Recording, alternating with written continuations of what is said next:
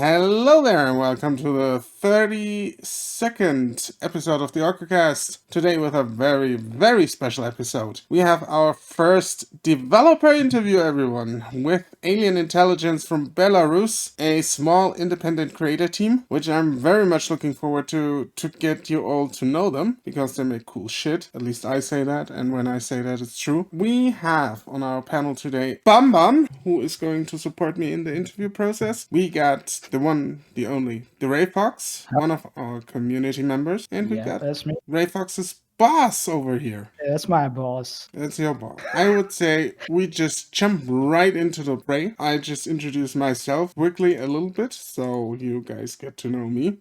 I'm an avid gamer. I have been for 3 decades. I'm also something that you could call a backseat developer. That means I know shit better than everyone else, and you all have to listen to me. And yeah, that's about me. Yeah, you forgot to tell us that you also love yourself. Oh, I totally love myself. I'm very obsessed with myself. I also have no nipples. Okay, Bam, that's bam. I've been gaming since about 5 years old, so that's been over 20 years now. And I've dabbled. I've tried making like small games and stuff in my free time. So I'm kind of a backseat developer as well, and I like dissecting games and learning how they work. So reading and researching game design is one of my hobbies as well. So who from you two, who's the bad cop and who's the good cop? Just wondering. They're both I bad guess cops. Yeah, no, usually Damn. I'm the more negative one. Oh, so you're the bad cop. It's pretty easy. I pray to Nargle, he prays to Singe. Okay. So I bring the rod, and he brings the other thing Singe brings, which I just forgot. Change. Yeah. Change, exactly. And knowledge. Yeah. Okay. I'm a hobbyist game dev also myself. I've been on the game jams for a very long time. I've been learning some game design, 2D, 3D, stuff like this in my spare time. But my work right now is being a community manager and a translator and lots of other small things. So you're basically And the I'm secretary. part, maybe. When there's a small team, everyone does what he can. So I know. every person should be lots of things. And I think my boss should also talk about himself now. Yes, exactly. I want to hear it. Переключали микрофоны. Я больше, чем полжизни занимался киберспортом во всяких дисциплинах, там StarCraft, Warcraft, Quake, Counter-Strike. Это было где-то с, условно, 2000 там нулевых до моих 20, то есть это где-то до 15 года. После этого я понял, что как бы я стал старше, мне захотелось трансформировать свои навыки в нечто иное, и я подумал, что было бы здорово заняться геймдизайном. И так как всегда любил разбираться и там участвовал в математических олимпиадах и прочих вещах, поэтому стало получаться и с бурной фантазией. Вот. До этого мы с товарищами сделали в рамках типа геймджема одну игру такую, но она так и не увидела свет. Потом мы сделали с другом настолку. После этого именно с этой настолкой, попав на собеседование, я прошел на нынешнюю занимаемую работу. I'm gonna try to translate that. Victor, he is a vivid professional player. He used to play games like Warcraft 3 and StarCraft on a professional scene. And he loves to play games. He's a gamer. He used to play professionally since 2000 until nearly 2015. And then he felt himself that he have grown up and he needs to do more. So he's starting to dabble into game design. And he loved it. So he continued. Also, he was usually a winner in the mathematical and other stuff in school. So it was easy for him to do the maths in game. He has also been participating in game jams, and he has made with his friend a tabletop game, and then he made another game, but that was already his job. So first it was like a hobby. The first one was like a hobby, and the second one was already a job, part of the job. That's it. All right. So my first question that I want to ask is, you're like circus troupe of developers. How did you get to know each other? Yeah, it's an indie team. Yeah. Окей, изначально это про Alien Intelligence?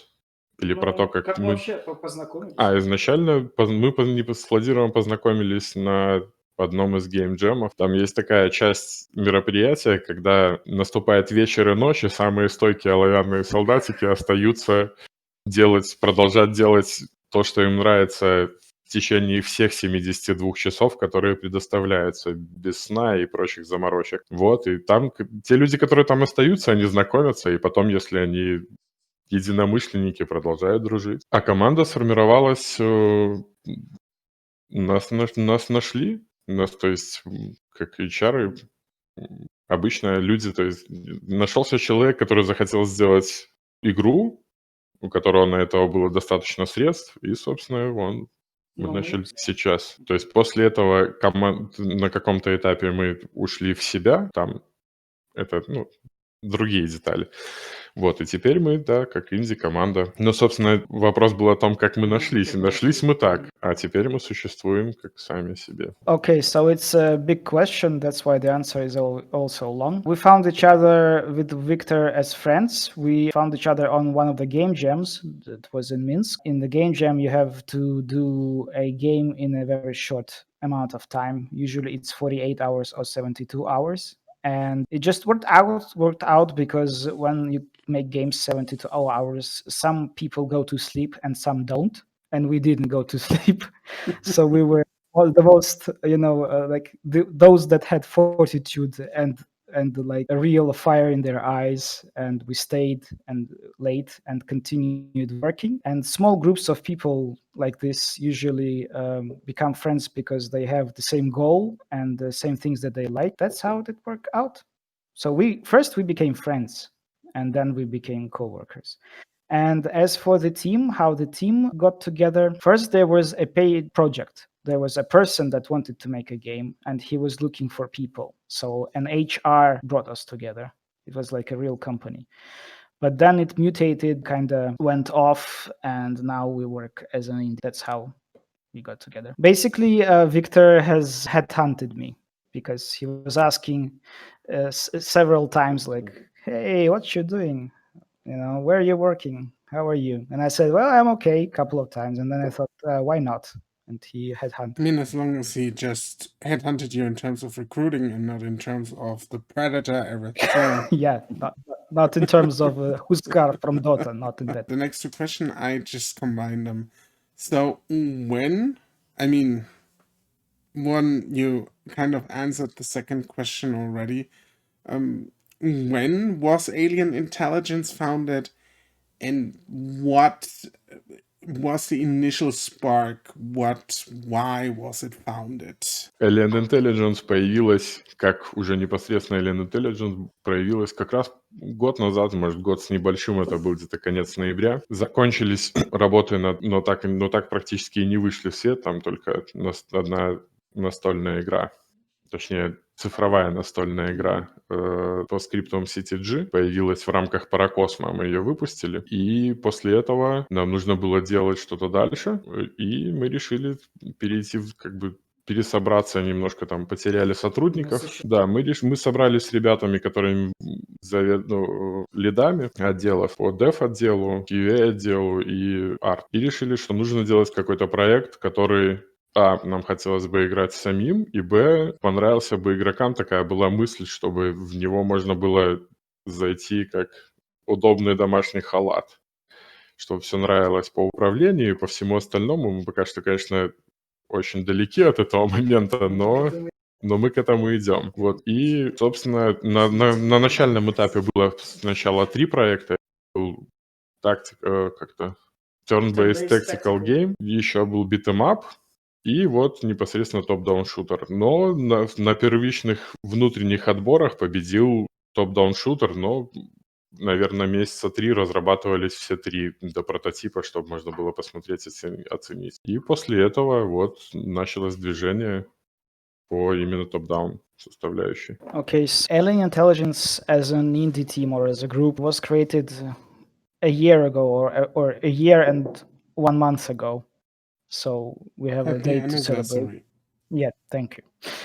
First, we were making as a team the digital tabletop, but we were a part of the Paracosm team, the one that we told you about before, that was like a job. And we've created the digital tabletop.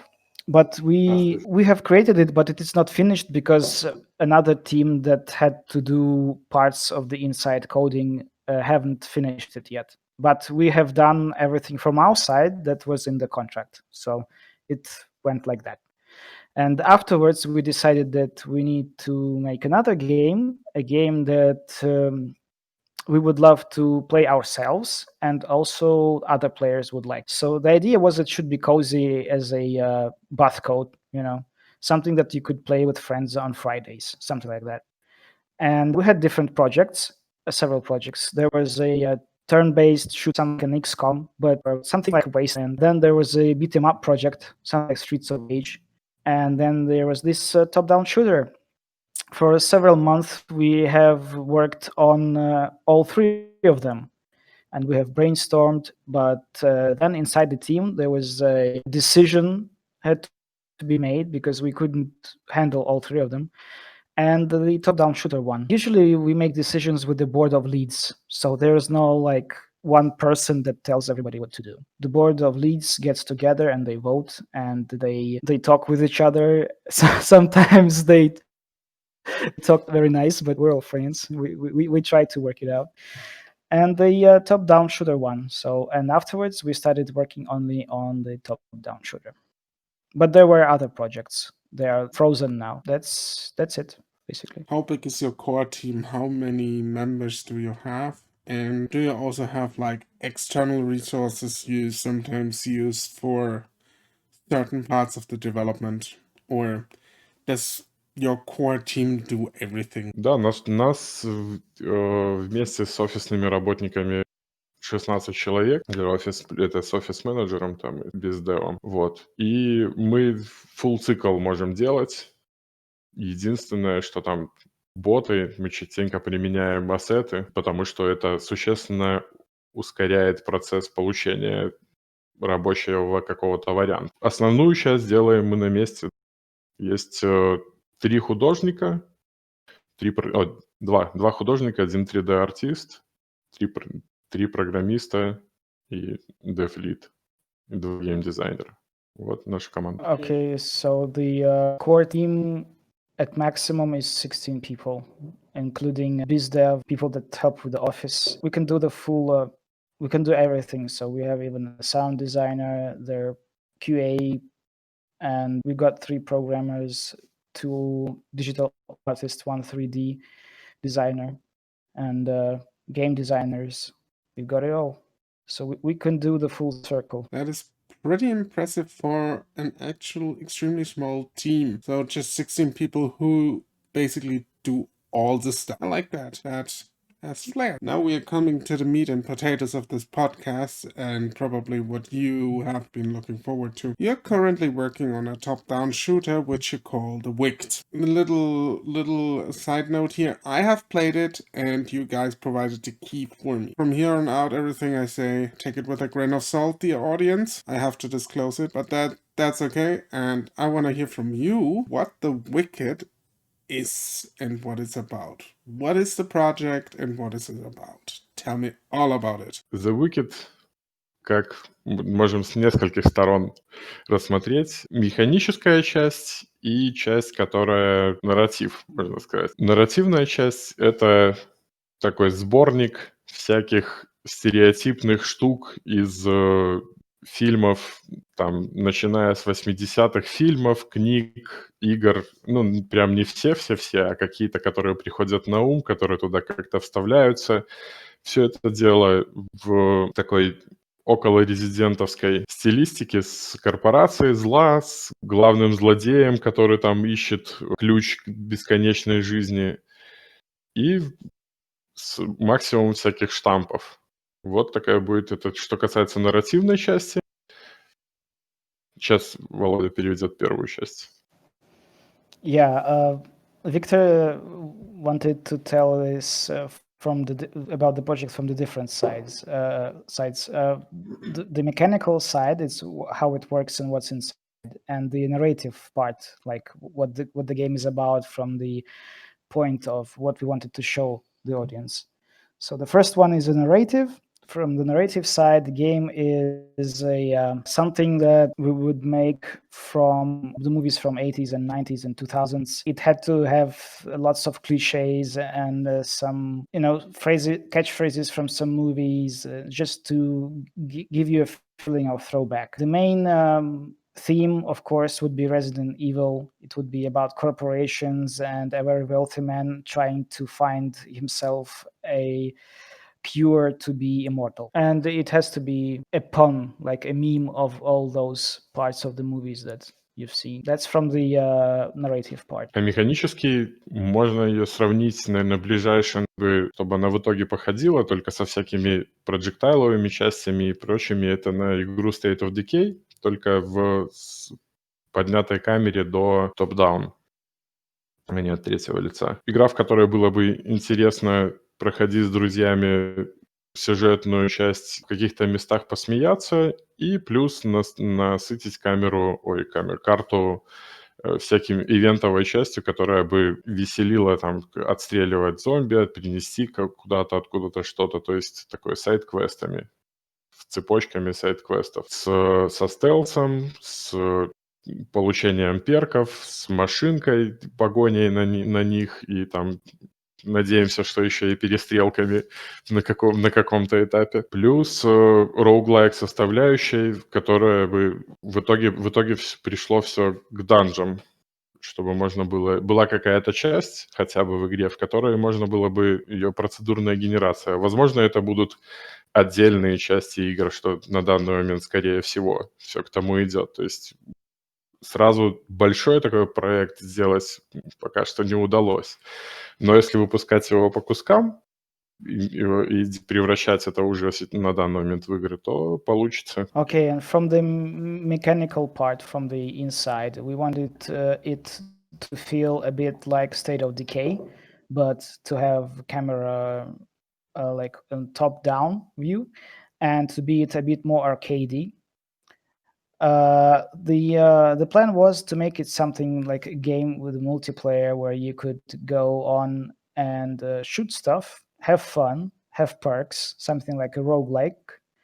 And for the end game, we wanted to have generated dungeons where you could, start and end and have different perks and different playthroughs through the generated dungeons. And also the story. So first you go through the story that has the main quest and then subquests and other quests that have mini games, like you have to defend a spot, or you have to just kill everything with a robot, or you talk to the pig and stuff like that. Something funny and but also interesting. And for the end game, as I said, we wanted to make a roguelike or a roguelite that you could play with friends. We see that it's a big project, but maybe if we make it in parts and then combine it, we will be able to manage to do that. Also cars, we love cars and driving around with cars, and that's basically it. Very interesting, very promising. I'm handing the next question off to Bam Bam. So, Bam Bam, take it away. Alrighty, thank you. So it's one of the questions that I came up with because I do a lot of reading on game design. And I wanted to ask you guys if you had anyone come up, like a small group within, or a single person or a small group within your team that came up with like a focused design document or a game Bible, or if when you decided to choose this project among the three you had been shipping around, if it was just chosen and then you have sat down and did like a brainstorming session, was it just if the game essentially came up from focused single or a small group idea, or if it came up during essentially a session once the team decided to sit down with just one project? Да, пришли к варианту делать именно такой вариант топ-даун, извиняюсь, говорю. И пришли именно, когда попробовали 3 прототипа, и turn-based strategy, и beat'em up, и топ-даун. Мы сделали некий прототип по всем 3 и увидели, что топ-даун будет лучше всего. Тогда мы собрались, посовещались, что и как будет, и набросали. Дальше более детализировали геймдизайн документ, но это уже с коллегой, со Скорпиофом, который сейчас с нами присутствует. Вот, он же Игнат Гарон или Горон, неважно. Вот. Но при этом мы, двигаясь по этому документу, на данный момент по нему уже пройдено многое достаточно, так или иначе встречается то, что приходится делать как-то, может быть, не совсем так, как изначально запланировано.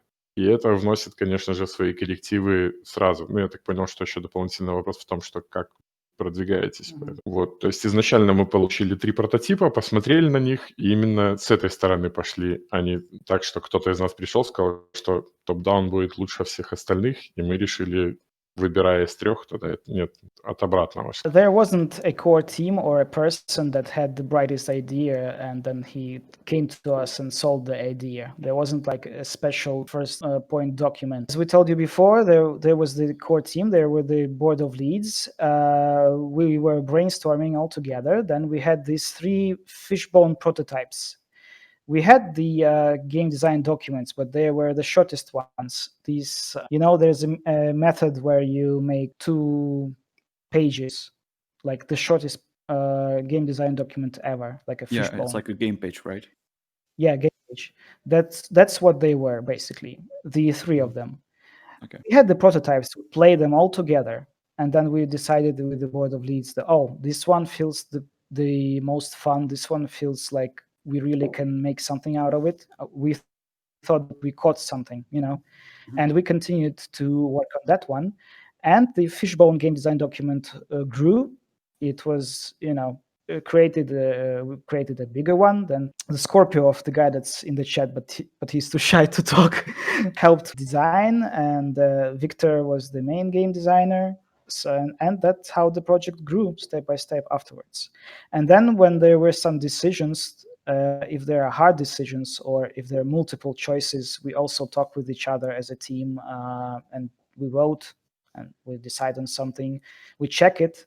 It might have been a bad decision. We can change it. Also, sometimes some things that we think on cannot be done physically, like the programmers can't do that or it doesn't blend in, or the programmers say that it uses too much time or resources to make it like that, so we can change. We're trying to be fluent, or how you call it. We try to be like water, like Bruce Lee said. Yeah, that's basically it. Why? I mean, you kind of touched already on that, but why did you choose a top-down shooter in the first place?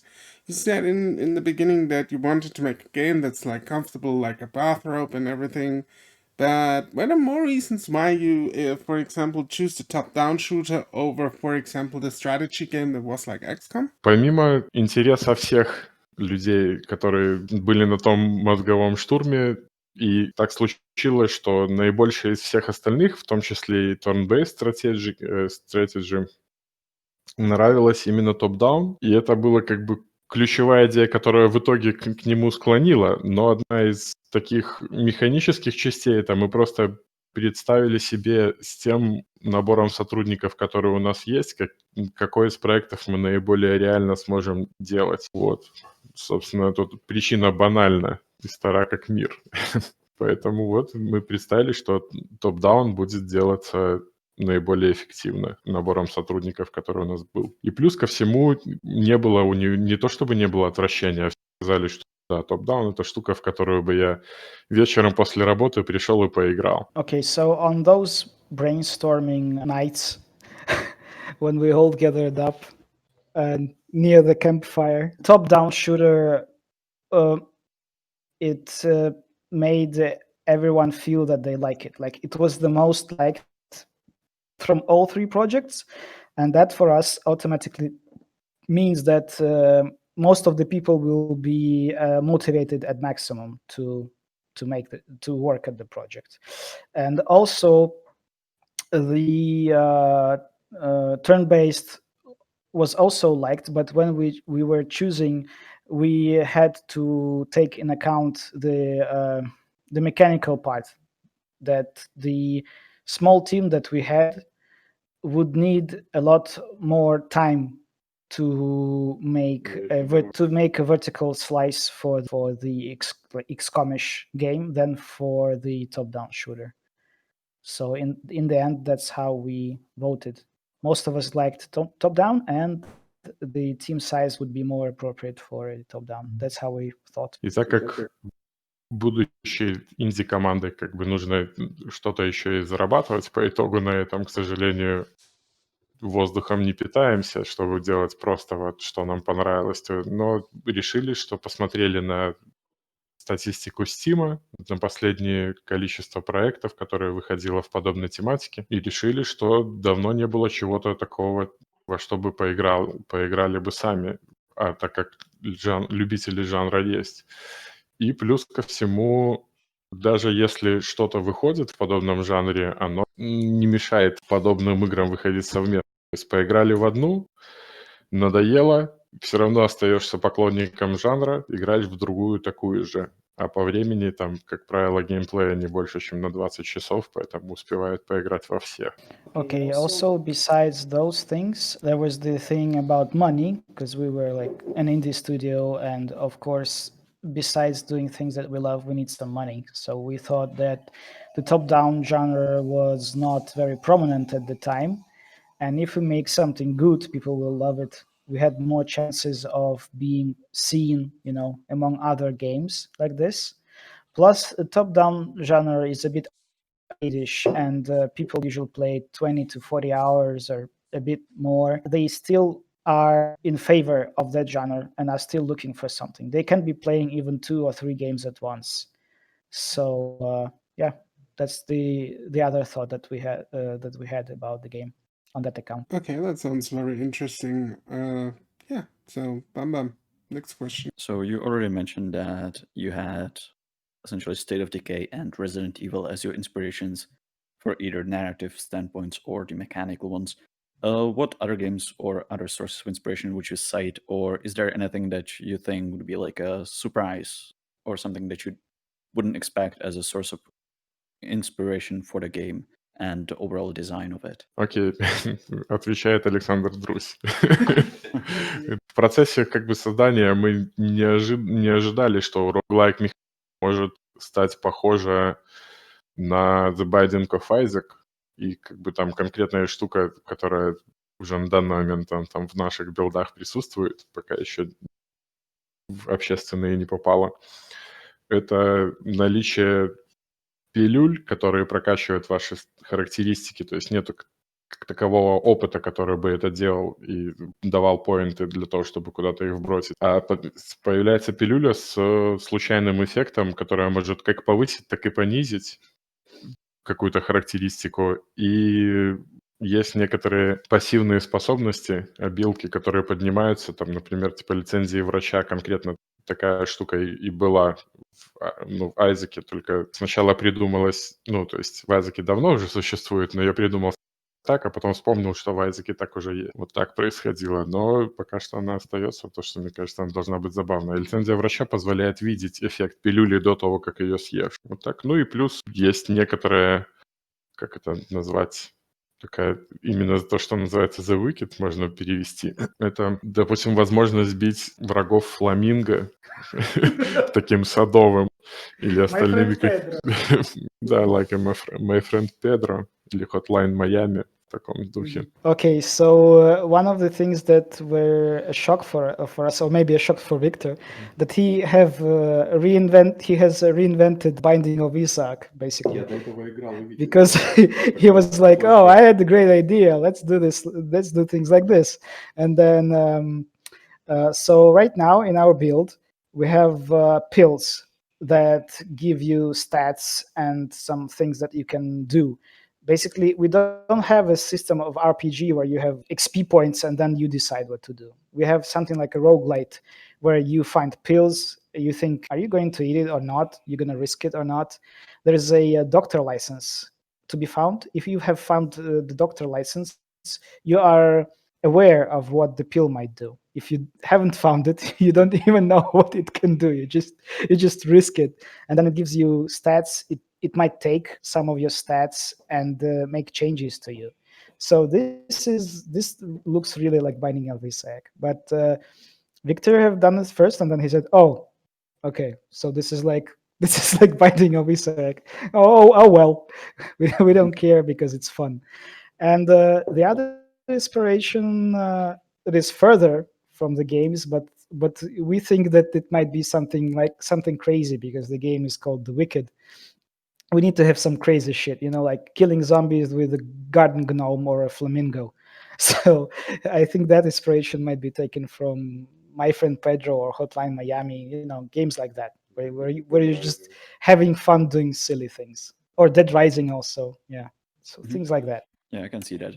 What component are you most proud of that made it into the game that you think makes it stand out from the crowd? So, what is the one element that elevates your game above every other game that is out there?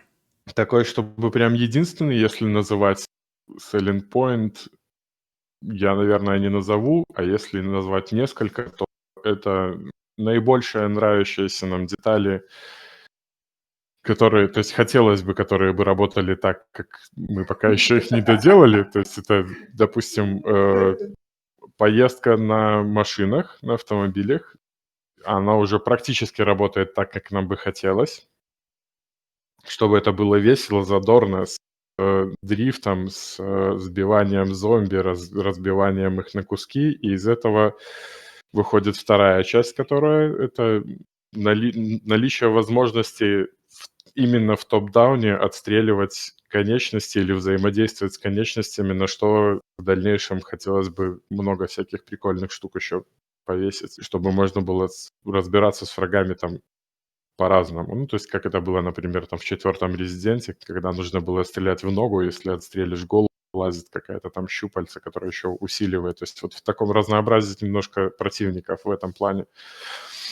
И тот факт, что мы наибольшее количество проблем, с которыми мы сейчас сталкиваемся, это желание сделать открытый мир там, а не коридорный. С коридорным было бы все в разы проще, но пока мы не сдаемся, делаем открытый. Okay, so Victor says that it is very hard to find one selling point because at least two of them are intertwined because we very love cars, going into cars in GTA 3, and we wanted the game to have a nice driving cars. We think that we are getting near to that. We're not there yet as we wanted, but we are getting near to that. And also using cars, we wanted it to be cool, to be able to smash zombies with it into parts, like meat salad and stuff, and to drift with cars, do some tricks. That's one part of the selling point, and then it is intertwined with smashing zombie into pieces and making meat salad in that department that we are proud that we have made the mechanics in a top-down shooter where you can shoot off different parts of zombies. Like if you shoot off legs, they start to crawl and stuff like that. We would like to play with this mechanics more. We would love to have some of the zombies like mini games like they had to in Resident Evil 4, where you had to shoot a part of a monster so that the other part would go out, and then you shoot that part of the monster, stuff like that. So you can play with this thing really nicely when you deliver it in the right way. So shooting off parts of zombies or shooting in the parts of the zombies that makes you able to shoot other parts. Also, one of the things that we would love to have, it would be also a great selling point, is an open world. So the town that we have right now is a demo town, and the city that you go through this town should be the real place to be in, and it is bigger and it is more fun. You can ride around the car in there. It should be bigger. And of course, if we will be able to make a co-op play, it would be a bomb. So these were basically the selling cars, being able to drive with drift and stuff to feel the car, being able to shoot off parts of zombies, and then to anticipate some other stuff with this mechanic, being able to ride around and find some mini quests and funny stories inside an open world, and the co-op. So, are there any specific features that you still want to add and are planning out, or is the game at this point already feature complete and you're just making content now? Чего на данный момент нет еще то, что мы хотим добавить, вот прям, и оно идет там сразу. Нельзя выделить какую-то конкретную, оно одно за другое цепляется. Во-первых, это вездесущий искусственный интеллект врагов. Хотелось бы сделать их гораздо умнее, чем они есть сейчас, и над этим ведется как раз работа. И из этого же вытекает желание и возможность сделать в игре стелс, чтобы можно было красться, чтобы был звук, шум, зрение, все вот эти там амбуш, удар сзади из-под тишка там какой-то, и вот такое. Это еще разнообразит возможности миссий в открытом мире, в том числе. Ну вот стелс и врагов. Okay, so the biggest thing that we haven't done and we would love to do, and we're planning on doing, we don't know how this will work out, is we're gonna work extensively on the AI of the enemies. And there is a thing that is also intertwined with this, the stealth system that we wanted to do. So if you've got bigger guns and they're cooler, they usually are louder, and then more zombies come to you. That's how it should work. A bit like in the State of Decay. The stealth system and the ability to, make less sounds or be less seen, and the better AI would also bring better feelings in the open world missions. Given, let's picture the following scenario, probably the scenario that you want to happen is, picture the following. Your game is a success by all accounts and purposes. So, do you already have plans in place for the future? Like expansions, maybe a sequel, even possibly a spin-off? Spin-off, let's say, you just take your tactical idea or the XCOM game idea you have and set it in the world of the Wicked. Is there anything in place like that? Да, на самом деле это выглядит, как будто бы у тебя есть хрустальный шар, или ты есть шпионы среди нас.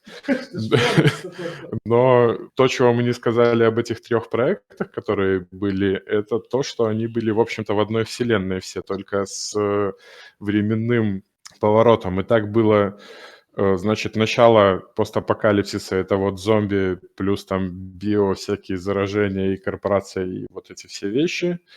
После чего мы отматываем лет 500 вперед и получаем радиоактивные пустоши в этих же самых местах, и это turn-based strategy была бы.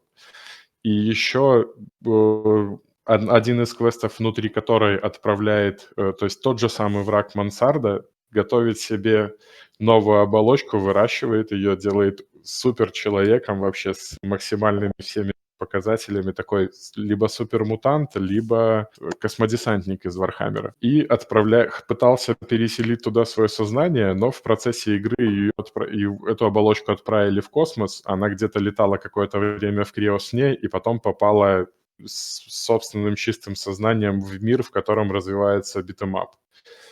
И эта оболочка — это и есть этот суперсолдат, за которого мы играем в битэмапе. Но это мы откладываем немножко в сторону, и есть вариант как бы более коммерческий, которого можно сделать условный Pass of Exile, только в мире топ-даун шутера, и немножко отмотав такой именно в постапокалиптике, получается, у нас есть некий хаб, в который мы попадаем, будучи игроками. У игроков на основе того, что есть сейчас, уже меняется вид при получении предметов, и они уходят в открытый мир с данженами, чтобы фармить предметы, получая фан от процесса и, возможно, впоследствии получив какую-то арену. То есть ближайший пример можно это Dead Island Epidemic рассмотреть, только именно в топ-даун шутере, потому что там все-таки такое больше моба было. Вот так. Теперь переводить. I have to translate all this now. What have I done? Oh no. I hate my job. Okay, на самом деле, I really love it. Okay, so the joke was, or it's not even a joke. We think you're a spy because, or you can read thoughts, or you have a 9-ball or something. I don't know. Because the thought was when we actually brainstormed and started all those three projects: the beat 'em up, the turn-based XCOM, and this one. The thought was, if you know the games of the Endless, they are all in one universe. Yeah. We Yeah. had the same thought. So the top-down shooter was to be first.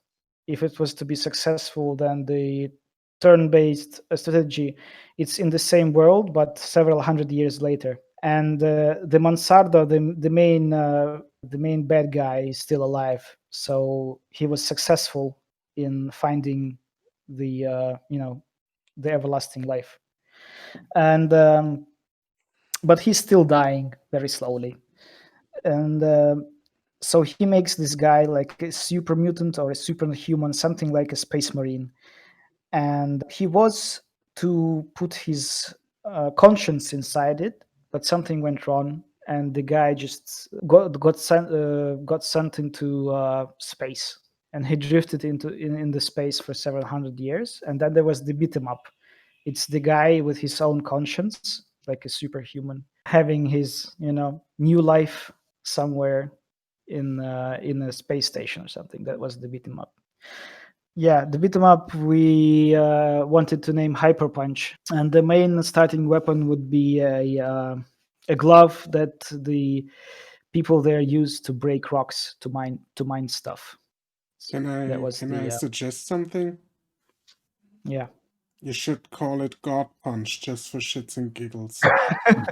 Oh, God yeah. Punch, yes, or One Punch.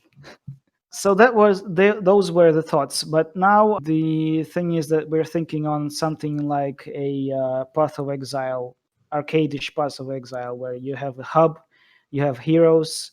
They go onto missions in generated places. Then they get loot. The loot changes how they look and how they behave, the mechanics, and then the thing repeats itself. So it's like something like a top-down looter shooter, but with ability to make your own builds, something like that. That would be a spin-off. That's what we think right now, if it's going to be successful. Actually, there was one game. Yeah, it's like one of the variants. I remember there was one game. It was not very popular. It was in the style of a cyberpunk. It was like something like Diablo, but in cyberpunk. And you could play as a Yakuza swordsman or a technical agent with guns. I played it, I don't know, maybe 10 years or 12 years ago. I think I know So yeah, we vaguely what wanted you're to do talking something about, like but I that. forgot the name as well. Yeah, it wasn't very known. It was like a small game with small budget, but Yeah. it looked cool. Maybe it was even German. That's it. First, I'm at a loss of the game you were referring at the end as well. I think I know what you're talking about, but I'm also missing the title. The other thing, I will tell my CIA colleagues now to end the surveillance of your studio so we can steal all your ideas. No, I'm just kidding. I'm gonna hand the next question to Bob.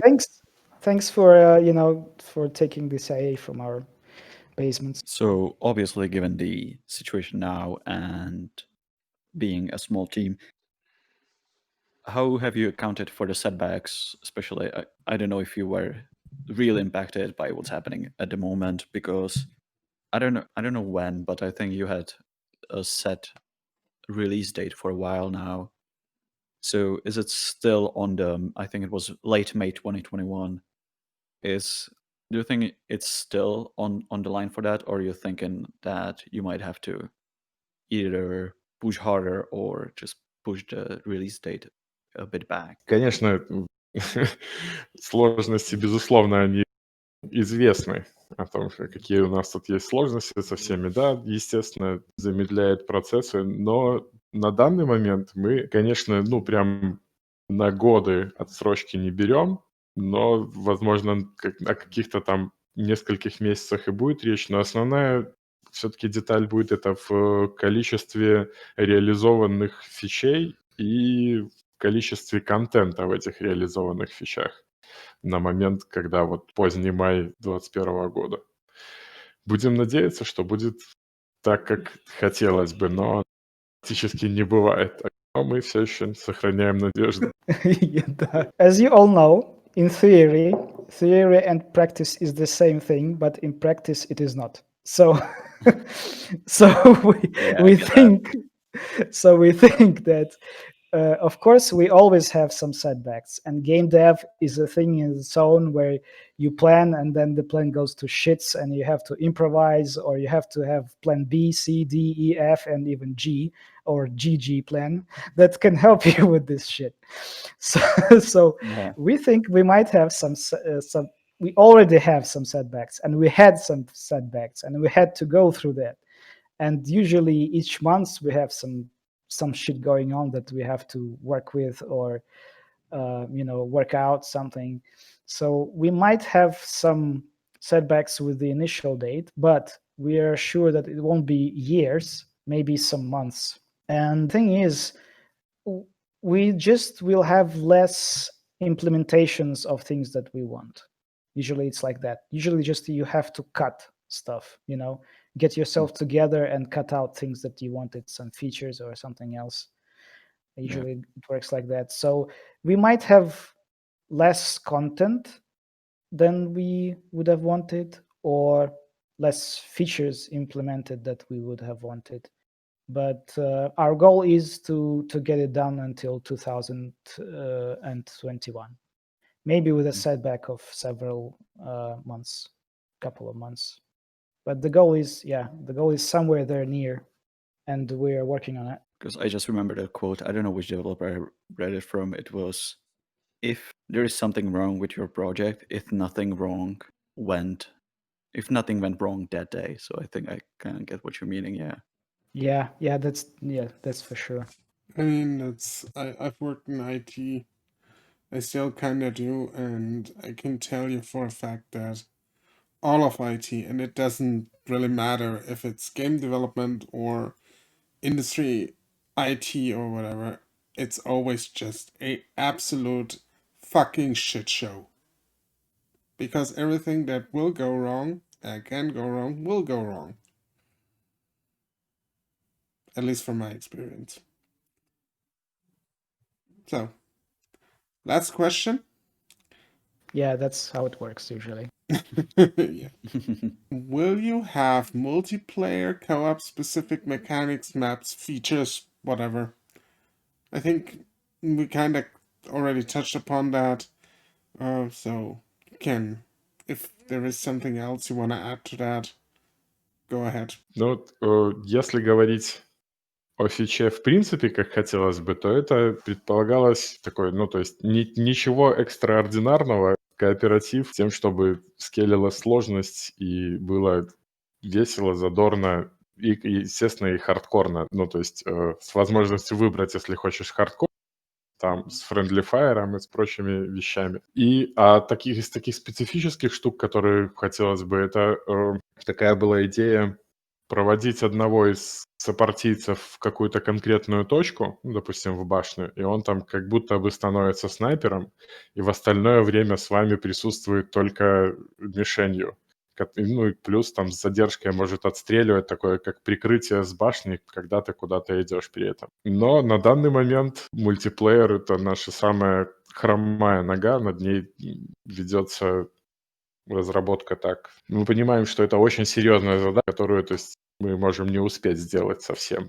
Поэтому берем больше приоритет на игровые фичи и надеемся, что мультиплеер получится туда добавить. The multiplayer was one of the features. We thought it would be nothing extraordinary, but it should have itself the multiplayer, and a multiplier of if more people are playing, the zombies should be harder, like Like sort of scaling, I guess.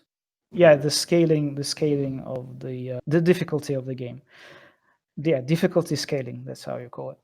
And also some small mini games with the multiplayer, like for example there should be a mission where one of the teammates should go into a sniper tower and the second should defend the perimeter. But for the guy that goes in the sniper tower, the gameplay is different. He protects the guy that is below him, and he is shooting him like a hitman, using the sniper gun. And the guy below, he runs around and tries to fend off the guys, and he can only see like a red dot, beside him that helps him sometimes. That's one of the interesting things that you can do with the multiplayer in the game. That in our plans, but the multiplayer is one of the hardest thing to implement in the game, actually. And we might not have the time or resources for this, so we are focusing on implementing other stuff, being in the single player, like features and stuff like that. We might ask for help for making multiplayer or changing some stuff in it. Right now we're working more on the single player and the features in the single player. That sounds good to me. All right, we are somewhat at the end of our questions. For the next part, I thought I'd do a little bit of feedback because I think this might Yay, be feedback! this might be Get us interesting to feedback, you говна. because I actually played the game. So, and Он играл в игру, так что. Ray Fox said you guys would be happy if you heard the feedback directly from a gamer. At least he told me so. You're probably already Yep, getting the that's true. AKs and the valves, so you can assassinate me after this. I want to start with the stuff that stuck out to me in a very positive way. You already mentioned that you have like these, let's say, zones where you can specifically target to, like, I like that there is actually targeting or a targeting system implemented in the top-down shooter, and that I actually shoot where I point. I think that's pretty cool. Seen this before, but it gives your shooter more depth or gameplay depth automatically. I just hope you also do something with it in the end. Like you already said, you want to do something with it, and I will 100% say this is a good thing. The other thing that What? The other thing that positively, which I liked, was that you guys seem to be very competent at what you're doing. Obviously, there are flaws. It's an alpha, but it was very competently put together. So I never at one point had the feeling this is made by complete amateurs. Thank you. We're gonna tell this to Ignat also, to Scorpio. He was the guy that did some work for that one. It sounds maybe a little bit condescending, but it isn't. It comes really from the bottom of my heart. This is the greatest compliment I can give you right now. It's like, yay, we don't suck. Yay, we didn't suck. Woo, woo, yeah. No, you don't suck. But, and here's the big but, you already said you're still working on the game, so it's still an alpha, but I still want to give a little bit of feedback regarding the alpha from what I've played and what I suggest or what I can suggest for you guys. I already see them whipping out their notepads and taking notes because I'm such an important person. No, I'm. One of my viewers, medicinal psycho, pointed out one thing which didn't even occur to me, but he's right. So when you go past, like, this is a very minor thing, but it's actually a very good feedback in my mind, and that's why I bring it up. Pointed out that if you go past trees, in some way and some camera angles, the stumps vanish completely. So if you run away from zombies, it might be the case that you run against a tree stump and you don't even notice it. So what he suggested is that you maybe have the stump always visible. So the player sees he's running towards a tree stump, even if the tree fades out. Does that make sense? Да, это звучит как то, что делал. Yes, this sounds like something that we should have done. It's just yeah. like I said, it's just this It sounds one very thing. natural, really. Yes, if you Yeah, think of it. If you Yeah. think of it, If you but think about it. here is the thing: you guys are like only 16 brains, and you cannot think of everything, even with 16 brains. Yeah, I mean that's always like you're so zoned in into the onto the big picture that sometimes, because it's a minor detail, but it's a detail that like in a way affects the gameplay, and it's super easy to miss. And even Orko, as he said, he wouldn't really think about it if somebody didn't bring it up. But in a way, it makes super sense. But then again, it's such a small detail that's really easy to miss if you have like a million other things to take care about. Exactly. Yeah, that's true. Помимо всего прочего, такое решение в том числе было в процессе прийти, но на тот момент технически это было гораздо дольше делать, к сожалению. Поэтому тогда перешло в такой вариант, но сейчас мы возвращаемся в бэк и, да, будем это решать по-другому. То есть есть некоторые вещи, которые на этапе их создания, они создаются так, чтобы вот сейчас посмотреть, потом идешь дальше, и все время приходится возвращаться и что-то менять вначале, что было в пользу скорости выбрано. Thank you for the feedback. Also, sometimes even if you see stuff in project management, you think of how much energy and time you should need to make it work as it is intended to work, and then you decide over other things. Usually other things win, things that that have more impact, and then you get more experience with things that you do, and then you have this feeling that you have a new idea how you can make this easier and faster. So then you go back and change some of the things that you couldn't change before because you needed more time and more workforce. But sometimes you have these like bright ideas or something, like, you know, you just start to know stuff. It comes to you when you have more experience, Yeah. and then you understand that you can change it better, faster, and then you change it. So it's a bit also a like project management thing, you know, when you decide which bugs are more game breaking that should be addressed before other mean, stuff. And In this case, it isn't even a bug. It's just a design, I guess, or something. yeah, you it's can, a design decision. Yes. yeah, Yes. design decision. But like, it's But just you know, you understand what I'm talking about. yeah. Yeah. I'm fully understanding what you're talking about. Like, I'm just saying that might be a good thing. If you don't have it, then it's a minor detail. Yeah, it's not game breaking. actually a It's great just a thing. Yeah. it's Yeah, essentially a yeah. small, When small you tiny can't see a detail. tree. Yeah. Another thing that you will probably give me like shit right now, right, Fox? But I thought the car controls weren't all that good. I mean, I'm shit at driving. I admit that. If the car controls relatively well, I can handle it. I thought the cars felt like they were still kind of like skating on ice. It was like GTA 4 all over again. That was a little bit of a problem, especially for me, who is like inept at driving cars.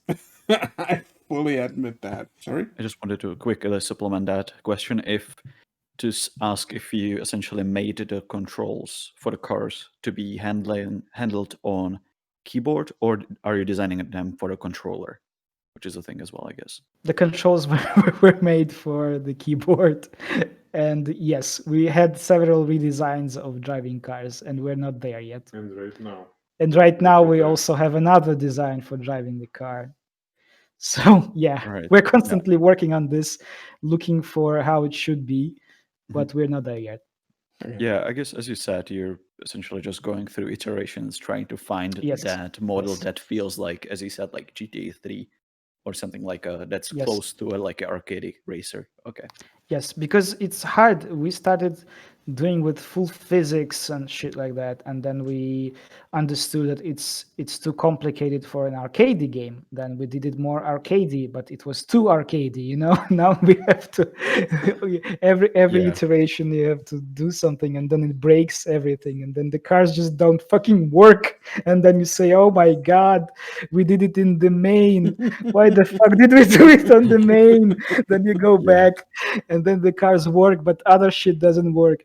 And well, you know, yeah, that's I life. can vividly imagine it. Another thing I wanted to touch upon, which I think this is your biggest crutch at the moment, and I want to go in with a strong emphasis that I say this because I want your project to succeed. This is the one thing I want to make clear before you say this. It really comes from the bottom of my heart. I want to see you guys succeed. I want this to be the underdog story. I want this to be the Rocky of video games, you know? Oh yeah, And Rocky Balboa. yeah, exactly. I want you to be the Rocky Balboa of top-down shooters. The game, or everything that was presented, and I'm using Bambam's words here, was painfully bland. I think this might be the biggest issue you're facing right now, that your game doesn't really stand out from the crowd. But I wouldn't be the orc if I couldn't or wouldn't come prepared. How could you stand out from the crowd more? I had a few ideas. I had a little bit of a think. Maybe I drank also some vodka while doing that. I don't know. But I have some suggestions what you could do to stand out. One Okay, thing. let's hear them out. We Okay. won't kill you. We promise. We're taking out I the mean, AK. it's just suggestions. You don't have to take them. Okay. I just want to give you some ideas. Maybe you can implement or not. It's your choice in the end. I Okay. also If you call off the CIA, we call off the Gopniks that are riding to you with AKs right now. I already Okay. called off the CIA. Okay, then we're calling off the Gopniks. So one thing that came to my mind while you were talking about, especially the emphasis on driving in the interview, how about you add some minimal or some more car modding? Like you can give the cars guns, or you can give it like, you know, some weird weaponry like chainsaws on the side so you can even kill more zombies. Or you mean like Something, if you remember the game Zombie Driver? yeah, Zombie Yeah. driver. something along those lines. That might be a cool thing. What I also would suggest is what would be interesting so far, you're taking a very Western approach to this entire topic from a narrative standpoint. You're going in like saying, okay, our influences are okay. I mean, Resident Evil is a Japanese franchise, but it's still firmly influenced by Western zombie traditions. From a narrative perspective, what would interest me more, because the zombie apocalypse has been done time and again by Western developers, but it has never been done through a, let's say, Eastern European lens. Or I wouldn't say like never been done, but it's certainly something that is much more rarer. A good example would be what I mean with Eastern European lens. The Metro franchise does ring a bell with you guys. What I like about the Metro franchise a lot, especially about the first game, which is still my favorite game in the franchise, is that it takes a firmly or a post-apocalyptic scenario but firmly puts it into Moscow. So it makes everything work through a Russian lens, if that makes sense. And I would like to see what you guys could do with the same kind of approach with your game. You always joke about living in Serebrianka and how dangerous it is there, Ray Fox. You could take some inspiration from that as well for the zombie apocalypse. Yes, but also it might be too scary and too hard for people that play. They might just go insane, go mad, or become a real Gopnik. There is No. the danger in it. Then again, If I show the real Serebranka, people might not, be prepared for that.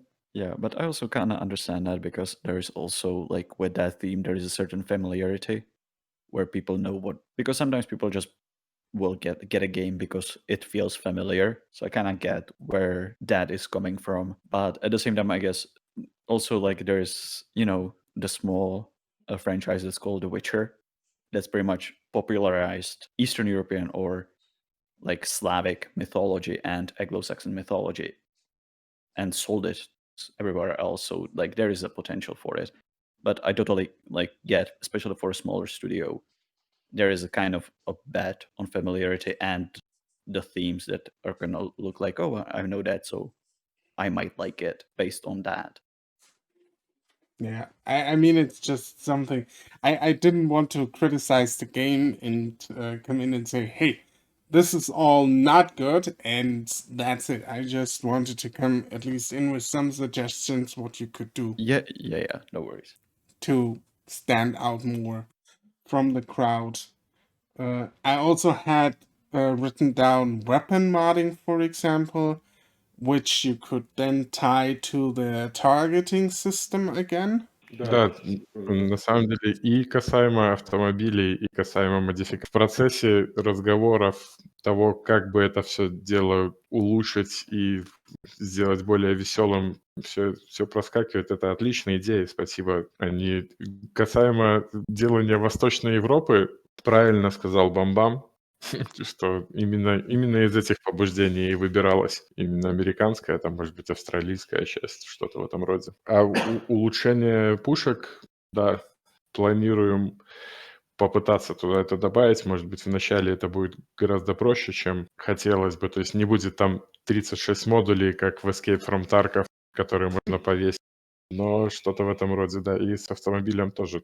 В ковш мы планировали что-нибудь такое добавить. Но это просто мы не можем это пока что обещать, как то, что это сделается. То, что это все такое из разряда того, что это было бы здорово. Yeah, thank you for your thoughts and the feedback. We actually had the ideas about the car modding and the weapon modding, but we don't usually talk about it because it's a brainstorm. It's a very thin line of dreams. You know, if you usually talk about it, then people usually think, oh, it will be present in the game, you know, and stuff like that. That's why we don't even talk about it because of the project management, time, effort, money. You know, we're not sure if we're gonna be able to do this in a short amount of time. But it is in the plans, and if it looks really like a selling point, then we might, you know, shift it. Yeah, the idea was to have something like circular saws in the car, a flamethrower, stuff like that. And about the gun modding, yeah, we are not thinking on like 36 mods per gun like in Tarkov, but some modding, of course, would be great. And about the Eastern Europe culture, actually, Bum Bum is very right. It's because the studio is a bit small, and we didn't think that most of the people would understand what's going on and would like the franchise. As you know, we needed a bit broader audience to be able to sustain ourselves and the first game at least. If people will love, like, you know, the first part, then you might make something that is more Eastern Slavic, when you can hack a birch tree, you know, Then do some hard smokes and drink vodka and Yeah. be happy. then you have the problem again. You might throw people that like the first game off if you make it too Slavic. So that's the Yeah, line of course. you There's gotta always walk. this, you know, risk. Yeah. But like I said, I just don't. I mean, I'm not even that much of a mainstream gamer. You know that, right, Fox? Yes. And I didn't want to come empty-handed and just say your stuff is bland and leave it at that. So I wanted to give you guys some suggestions, and if you take them or not, like I said, it's up to you. I don't blame you, and I know you're a small team. You do your very, very best to make a good game. Oh, I thank you, think guys. no, I know that. After playing the game, like I said, it is competently put together by a competent team. This is the one thing that for me is the most important part. Or my feedback comes from the place, like I said, that I want to see you guys succeed. I also like how you guys talk about the releasing like publicly info about features and stuff. And all I hear in my head is like, "You've seen what happened with No Man's Skies. We ain't doing that shit." Or Yes. with Cyberpunk. Yes. Actually, driving cars in our game sometimes is better than in Cyberpunk. So Yeah, let's we not have talk made an about that. achievement. I mean, it doesn't run 15 frames per second, right? I mean, your game runs higher than 15 frames per second. You already got that. So it's official, better than Cyberpunk. All right, gentlemen, I thank you for your Okay. time. Do you? Yeah, our game manages to work on PC than Cyberpunk on PS5. So No, yeah. gentlemen, I want to thank you for your time. I want to give you the last word of the day. So if you want to say anything, you can do that. And after that, I will close out the show. Да, спасибо вам тоже за ваше время. Было приятно пообщаться, отлично. И поболтали, и накинули идей. Мы будем стараться что-то из этого, может быть, воплотить. Будем надеяться, что все у нас получится, и вы тогда еще раз нас уже позовете с позиции того, что вот, ребят, получилось. Спасибо. Yes, we actually had some fun. We were happy that you've invited us. Thank you for some of the ideas and the feedback. We truly are happy when people give us feedback, even if it's negative, as you know, because the constructive criticism is one of the best things that helps developers hear the community and make the game that everybody loves. And we hope that it will be actually the story of the underdog that goes up. You know, row, row, fight the power. And we hope that you also will have us again with the story of the guys that have done it. That's the thing that we would love to continue doing, making games. All right. And I'll take you on another time once the time is ripe, you know. And I want to thank you for giving me the chance to prove my interview skills here and Bam Bam's interview skills. Let's close out the show. Ray Fox, tell me Yes. or tell the audience where we can find your studio. On which social medias are you guys? We're on Twitter, Facebook, and we have our Discord, and you can find our webpage also. Thank All you. right. Come to our Discord. We can talk. We always have time to talk to the gamers about games and about making games and other stuff. Shouldn't you develop a game? Actually, we do. We're just good at other stuff too. Oh yeah, you're good at multitasking. I would have said the same. I'm on Twitch and on Facebook and on Twitter and on Instagram, on everywhere as Orcosaurus or the Orcosaurus. Just look it up. And Probam is in my chat when he sacrificed some orphans to siege, or I spread the Nurgle rot to the elderly. Okay. Great. A very great plan. Thank you for being here. This has been the Orcocast episode 32. I said 32nd in the intro, didn't I? Yes, I did. Yes, you All did. right, everyone. We love potatoes. Bye bye. Bye bye. Yo. Bye-bye.